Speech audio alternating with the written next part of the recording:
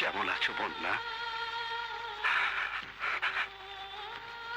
তুমি ভালো নেই আমি জানি বন্যা।